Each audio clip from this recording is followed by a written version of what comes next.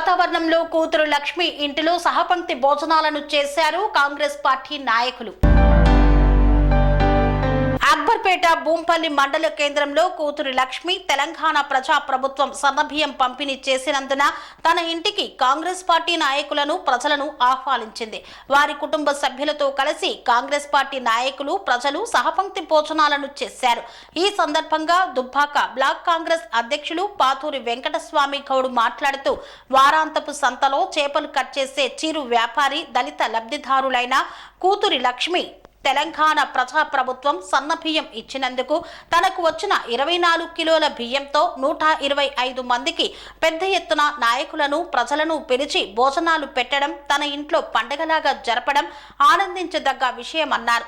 నాకు తెలిసి రాష్ట్రంలో పెద్ద ఎత్తున సహపంక్తి భోజనాలు ఏర్పాటు చేసిన మొదటి దళిత మహిళ చిరు వ్యాపారిగా కూతురి లక్ష్మి నిలుస్తారని తెలిపారు. ఇలా సంబరాలు చేయడం చాలా సంతోషించదగ్గ విషయమన్నారు. మంచి భోజనం పెట్టిన కూతురు లక్ష్మిని మనస్ఫూర్తిగా అభినందిస్తున్నామని తెలిపారు. అనంతరం దుబ్బాక బ్లాక్ కాంగ్రెస్ అధ్యక్షులు పాతూరి వెంకటస్వామి గౌడ్ కూతురు లక్ష్మికి చీరను బహుకరించారు. కూతురు లక్ష్మి మాట్లాడుతూ తనకు ఇంతకు ముందు దొడ్డు బియ్యం వచ్చేది, దానితోటి చాలా ఇబ్బందిగా ఉండేదని, ఈరోజు మా ఇంట్లో 24 కిలోల సన్నబియ్యం రావడం వలన పండగ వాతావరణం నెలకొందని తెలిపారు.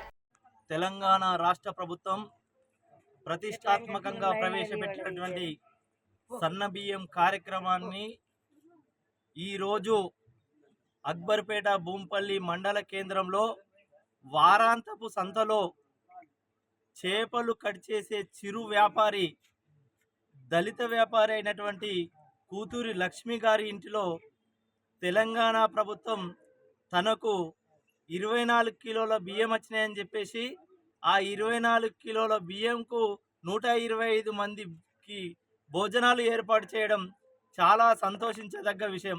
ఈరోజు ఇక్కడ చూస్తుంటే నాయకులకే కాక ఇక్కడ గల్లీలో ఉన్న అందరికీ చెప్పి సంపక్తి భోజనాలు నిర్వహించడం ఏదైతే లక్ష్మి గారు ఆలోచన చేసిర్రో అది ఈ తెలంగాణ రాష్ట్రంలో నాకు తెలిసి ఇంత మంచి ఆలోచన చేసిన లక్ష్మి గారిని మనస్ఫూర్తిగా అభినందిస్తూ ఉన్నాం.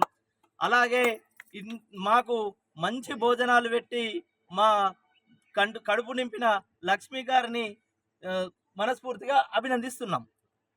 అనితమ్మది అక్బర్పేట మండలం కూడా అక్బర్పేటనే కొత్తగా అయింది.